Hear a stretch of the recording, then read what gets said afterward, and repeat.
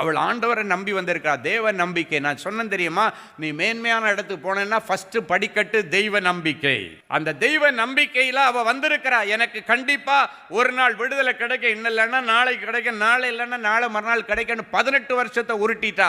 இதுக்கு மேல அவளுக்கு அப்படி பெண்டிங் இருக்கக்கூடாது. சொல்றாரு, சாத்தான் 18 வருஷமாய் கட்டியிருந்த இந்த ஆபிரகாமின் குமாரத்தியை விடுதலையாக்க வேண்டியதில்லையோ சொன்னாரு. அப்படிதான் அவர் பதில் கொடுத்தார். அப்படின்னா இன்னைக்கு தேவ நம்பிக்கை இருந்துன்னா நீ ஆபிரகாமின் குமாரத்தியாய் மாறிவிடுகிறாய். என் அன்பு தேவனுடைய பிள்ளைகளே, உன்னை கட்டவிழ்க்க வேண்டியது நிச்சயம் என்று ஆண்டவர் சொல்லுகிறார். அவர் கட்டவிழ்ப்பார். அவர் கட்டவிழ்க்கிற தேவன். ஆண்டவர் உங்களுக்கு விடுதலை கொடுக்க போறார். ஹல்லேலூயா. அவர் சொல்லியும் செய்யாதிருப்பாரோ?